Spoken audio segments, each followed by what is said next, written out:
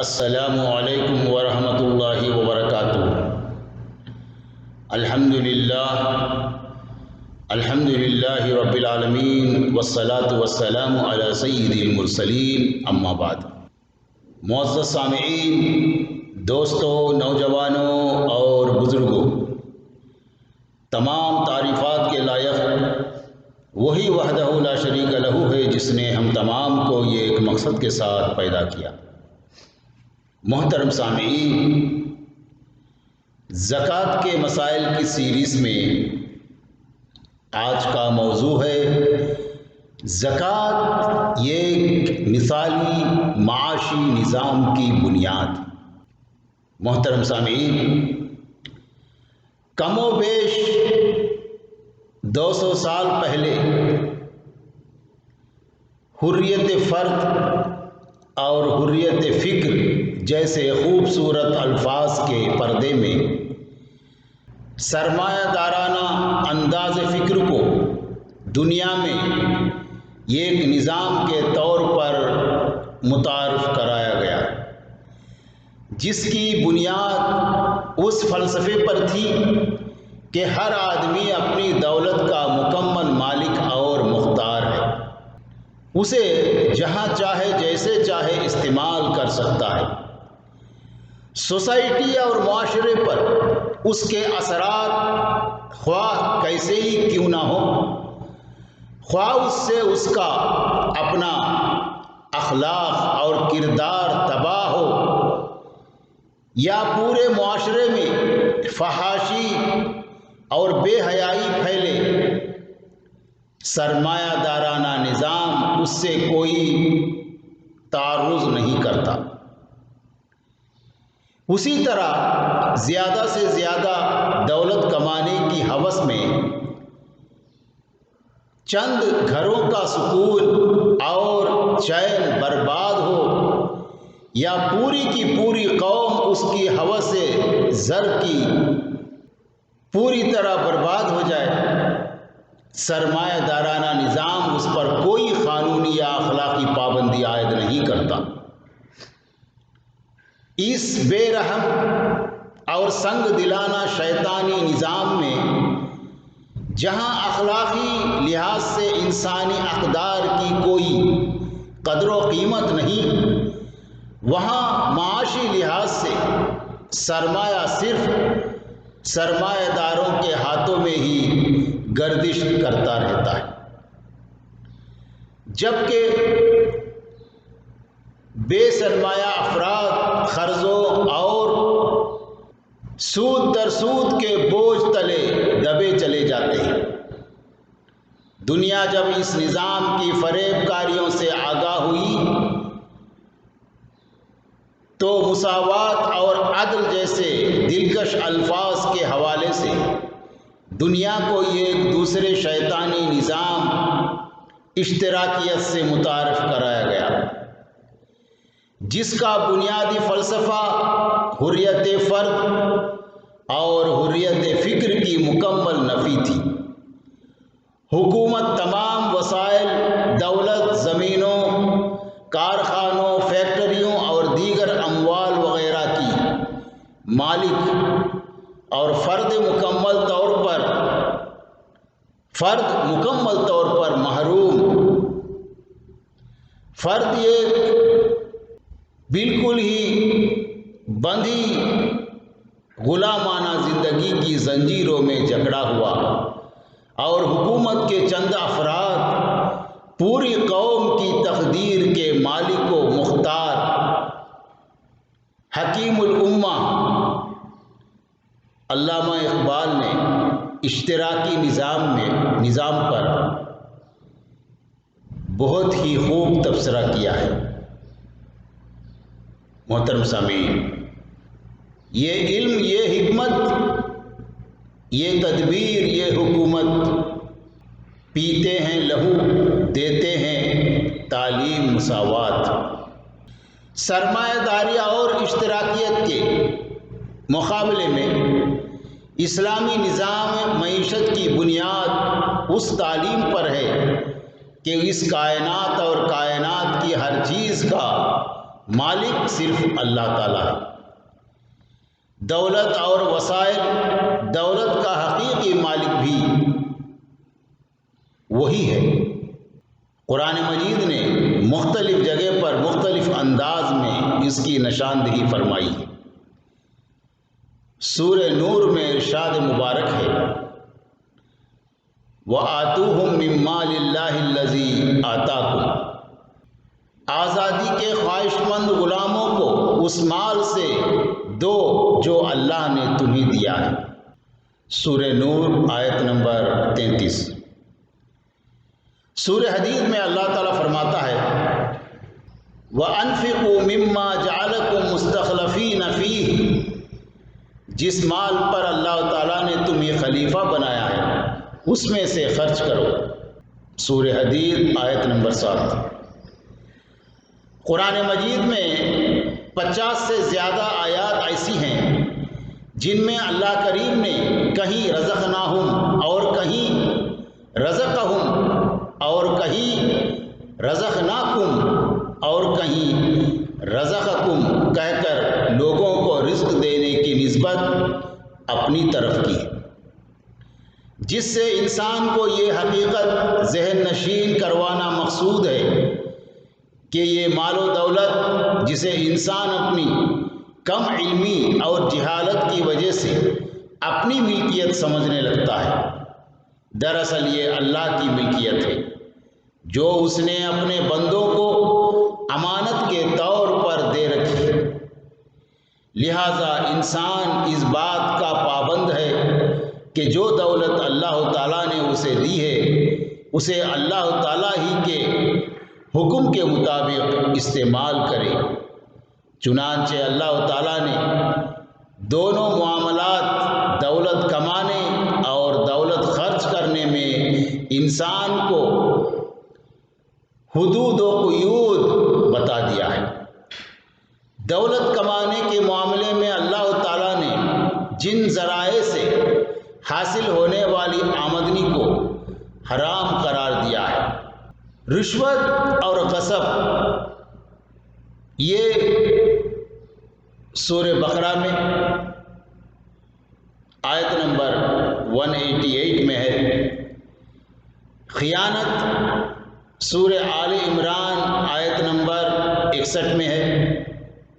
بت گری اور بت فروشی یعنی بتوں کو بنانا، بیچنا، جس کے بارے میں سورہ مائدہ میں آیت نمبر 90 میں ہے۔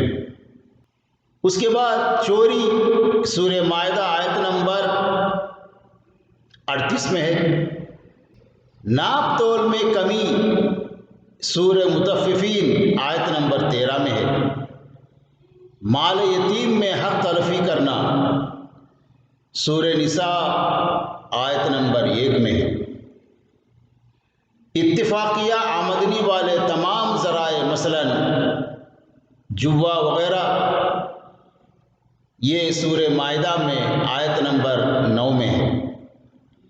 شراب کی تیاری، خرید و فروخت اور نقل و حمل کی آمدنی سورہ مائدہ آیت نمبر 90 میں۔ فحاشی اور بے حیائی پھیلانے والے کاروبار سورہ نور آیت نمبر 19 میں۔ اسی طریقے سے سودی کاروبار سورہ آل عمران آیت نمبر 30 میں۔ قحبہ گری اور زنا کی آمدنی سورہ نور آیت نمبر 33 میں۔ قسمتیں بتانے کا کاروبار سورہ مائدہ آیت نمبر 90 میں۔ اس کے علاوہ ایسے تمام ذرائع جو جھوٹ، دھوکے اور فریب پر مبنی ہوں، اسلام کے نزدیک ناجائز اور حرام ہے۔ محترم سامعین، ان احکامات کے ساتھ ساتھ یہ بات بھی پیش نظر رہے کہ شریعت اسلامی نے زیادہ دولت کمانے کے لالچ میں غلہ روکنے کو سنگین جرم قرار دیا۔ اب ایک نظر دولت خرچ کرنے کے احکامات پر بھی ڈال لیجئے۔ جن راستوں پر اللہ تعالیٰ نے خرچ کرنے حکم دیا یا ترغیب دلائی ہے وہ والدین، عزیز و اقارب، یتیموں، مسکینوں اور ہمسایوں پر خرچ کرنا۔ سورہ نساء 36۔ سوالی اور معذور لوگوں پر خرچ کرنا، یعنی بھیک مانگنے والے یا معذور لوگ۔ سورہ زاریات آیت نمبر 10 میں۔ قرض دینا، سورہ بقرہ آیت نمبر 28 میں۔ اور اسی طریقے سے زکوٰۃ ادا کرنا، سورہ توبہ آیت نمبر 103 میں۔ صدقات ادا کرنا، سورہ بقرہ آیت نمبر 271۔ ان تمام احکامات کے علاوہ اللہ تعالیٰ نے مال اپنے پاس روکنے اور جمع کرنے کی بھی ممانعت فرمائی ہے، سورہ توبہ آیت نمبر 34۔ اور ساتھ ہی اسراف یعنی فضول خرچی اور بخیلی سے بھی منع فرما دیا ہے، سورہ فرقان آیت نمبر 67۔ محترم سامعین، اس کے ساتھ ساتھ شریعت نے ایسے تمام راستوں پر دولت خرچ کرنے سے سختی سے منع فرما دیا ہے جس سے آدمی کا اپنا اخلاق تباہ ہوتا یا معاشرے میں کوئی بگاڑ پیدا ہوتا، مثلا شراب، جوا، زنا وغیرہ۔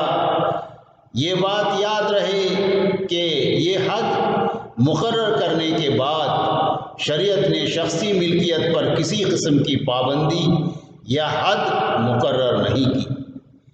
جائز اور حلال طریقے سے کوئی شخص کروڑوں کا مالک بن جائے تو اس پر کوئی اعتراض نہیں ہوگا۔ محترم سامعین، دولت کمانے اور خرچ کرنے کے احکامات کا سرسری جائزہ لینے کے بعد پورے وثوق سے یہ بات کہی جا سکتی ہے کہ اسلام نے معاشرے میں ہر طبقے کے ہر فرد کو پورا معاشی تحفظ عطا فرمایا اور حق تلفی و لوٹ گھسوٹ کے تمام راستے بند کر دیے۔ محترم سامعین، دولت کمانے اور خرچ کرنے کے تمام احکامات کا الگ الگ جائزہ لینا یہاں ممکن نہیں، البتہ دولت خرچ کرنے کے بارے میں ایک اہم ترین حکم وجوب زکوٰۃ اور دولت کمانے کے بارے میں ایک اہم ترین حکم حرمت سود کا مختصر جائزہ پیش کرنا ضروری سمجھتا ہوں۔ محترم سامعین، اگر یہ شخص جس کے پاس 10 کروڑ روپے ہوں، اس کی سالانہ زکوٰۃ 25 لاکھ روپے بنتی ہے۔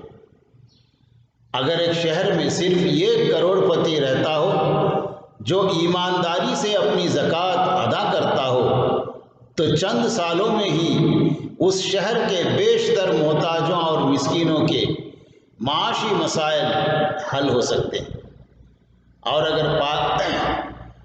اگر کسی بھی علاقے کے تمام صاحب نصاب افراد اپنی اپنی زکوٰۃ ادا کریں تو کوئی وجہ نہیں کہ ہر شہر اور ہر علاقہ معاشی لحاظ سے خوشحال نہ ہو۔ محترم سامعین، زکوٰۃ کے فیوز و برکات کا ایک دوسرے پہلو سے بھی جائزہ لیجیے۔ صرف 1 سال کی زکوٰۃ 5 ارب روپے سے جہاں 2 لاکھ بے گھر لوگوں کو جو گھر میسر آئیں گے اور 1,70,000 بچوں کی کفالت ہو جائے گی۔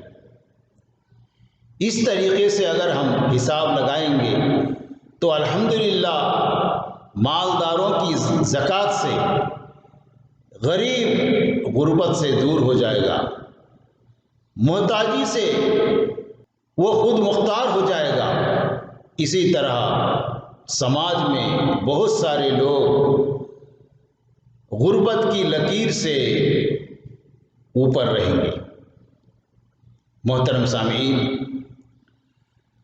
اب شریعت اسلامی کے دوسرے اہم حکم حرمت سود کا جائزہ لیجیے۔